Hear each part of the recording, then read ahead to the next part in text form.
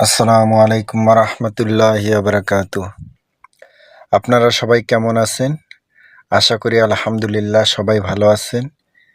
আমিও আপনাদের দয়ায় আলহামদুলিল্লাহ আমিও ভালো আছি।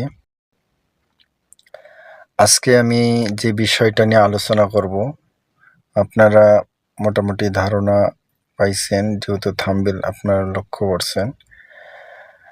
পুরুষের শুক্রাণু কমে গেলে এবং শুক্রাণু পাতলা হইলে কি করবেন এবং এটার সমাধান কি, এটা আমি বলার চেষ্টা করব ইনশাল্লাহ।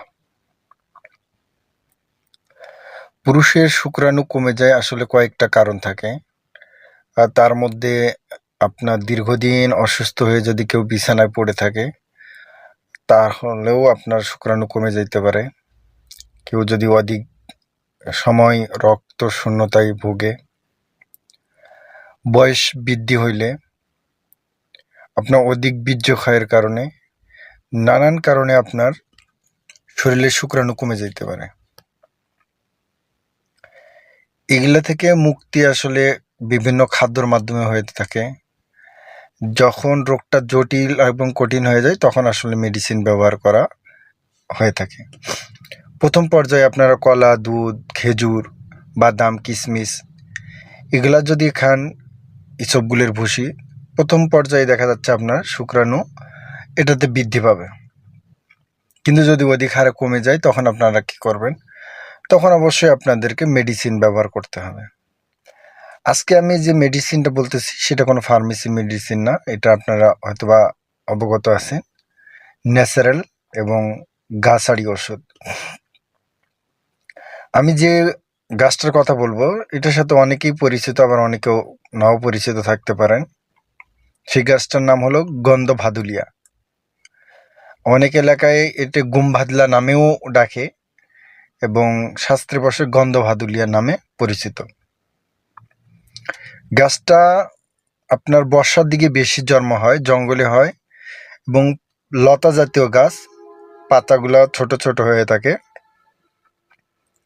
আগেকার মুরব্বীরা এই গাছকে অনেক বেশি সেবন করত, গায়ে ব্যথার জন্য অনেক কাজেই লাগাইতো এই গাছটা। আগেকার মানুষ আসলে এই গাছটাকে বেশি পরিচিত। এখনকার জেনারেশন এই গাছটাকে খুব কম চেনে, তারপরে অধিক লোকে অবশ্য চেনে। আপনারা যারা চিনবেন না তারা আপনাদের মুরব্বী যারা আছে তাদের থেকে আপনারা জিজ্ঞাসা করে নেবেন গুমভাদুলিয়া গাছ এবং গুমভাদুলিয়া কোনটাকে বলে। আমি নিয়মে আসে এই গুমভাদুলিয়া পাতা আপনারা সংরক্ষণ করবেন। সংগ্রহ করে এটা পরিষ্কার করে আপনার 2 চা চামচ রস বাহির করবেন। 2 চা চামচ রস বাহির করবেন। এখানে কোনো পানি মিক্সড করবেন না, তাহলেই ভালো হয়। 2 চা চামচ রস নেওয়ার পর গরুর দুধ, পাউডার দুধটা না ব্যবহার করাই উত্তম। গরুর যদি ন্যাচারাল দুধ হয় এটা বেস্ট। গরম দুধের সাথে গন্ধভাদুলিয়ার পাতার রস 2 চা চামচ, গন্ধভাদুলিয়ার পাতার চা চামচের 2 চা চামচ রস আপনি গরম দুধে দিবেন। দেওয়ার পরে আপনারা প্রত্যেক রাত্রে এটা সেবন করবেন।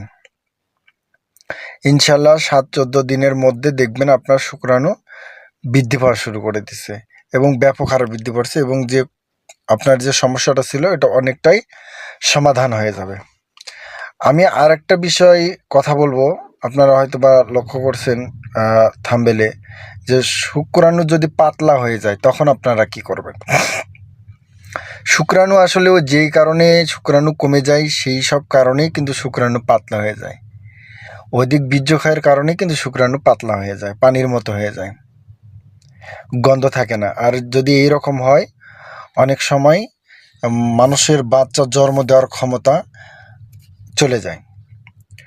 তো যারও যদি শুক্রাণু একদম পানির মতো পাতলা হয়ে যায় তারা আর একটা ওষুধ ব্যবহার করবেন। সেটা হলো আপনারা বেল গাছের সাথে অনেকেই পরিচিত আছেন। সেই বেল গাছের মূল যে আছে শিকড়, মূল শিকড় এর যে ছাল আছে ওইটা সংগ্রহণ করবেন।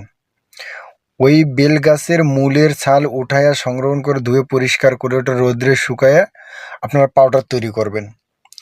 পাউডার তৈরি করে ওটা পাউডারটা নেবেন আপনার 12 থেকে 13 গ্রাম, 12 থেকে 13 গ্রাম পাউডার নেবেন।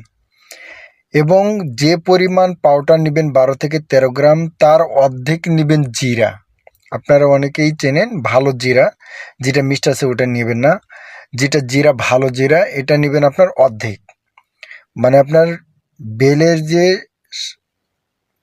আপনার মূলের যে ছাল নিছেন, আপনি গাছের ছাল কিন্তু হবে না, মূল গাছের যে মূল শিকড় আছে তার ছাল, ওই ছালের শুকনা পাউডার নেবেন এবং অর্ধেক নেবেন জিরা। এই দুটা নিয়ে আপনারা পাউডার করে মিহি করে ওটা অ্যাডজাস্ট করে নেবেন।